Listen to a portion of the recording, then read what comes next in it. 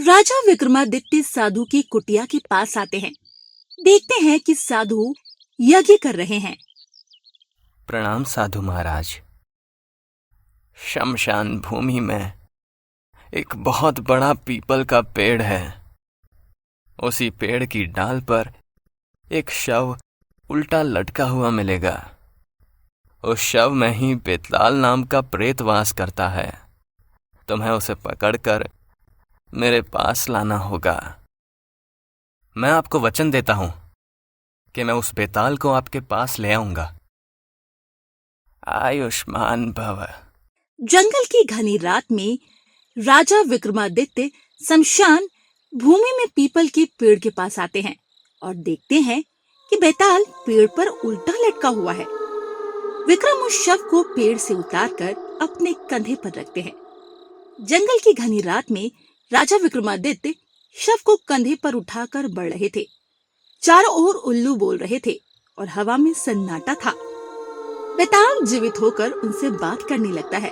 बेताल बहुत चतुर था। वो राजा से कहता है, चलते चलते मैं तुम्हें कहानी सुनाऊंगा, लेकिन याद रहे, अगर अंत में पूछे गए प्रश्न का उत्तर तुम जानते हो और फिर भी चुप रहे तो तुम्हारा सिर फट जाएगा, और अगर उत्तर दोगे तो मैं वापस पेड़ पर लौट जाऊंगा। ठीक है, क्या है तुम्हारी कहानी? काशी नगर में एक सुंदर राजकुमारी थी। उसके विवाह के लिए 3 राजकुमार आए और तीनों ने उसे पाने का दावा किया। राजा सोच में पड़ गया कि किसे चुना जाए, लेकिन तभी दुर्भाग्य हुआ और राजकुमारी अचानक किसी रोग से मर गई। तीनों राजकुमार शोक में डूब गए, पर उन्होंने अलग अलग संकल्प लिए। पहला राजकुमार उसकी चिता की राख लेकर उसकी पूजा करने लगा। दूसरा राजकुमार उसकी कब्र के पास झोपड़ी बनाकर रहने लगा ताकि उसकी याद में दिन रात रह सके।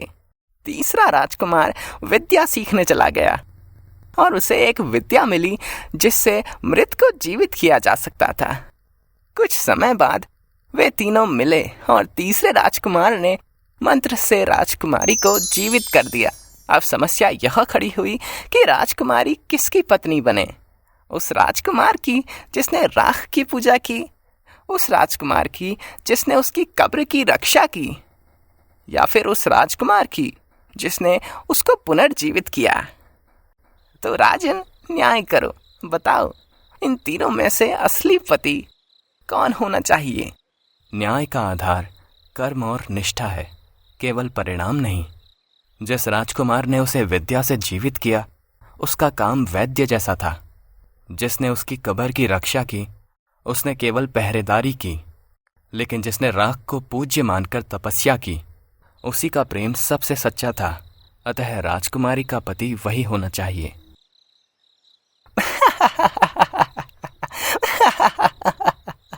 राजन, तुम्हारा न्याय बिल्कुल उचित है, पर तुमने उत्तर दे दिया, इसलिए मैं फिर से लौट रहा हूँ।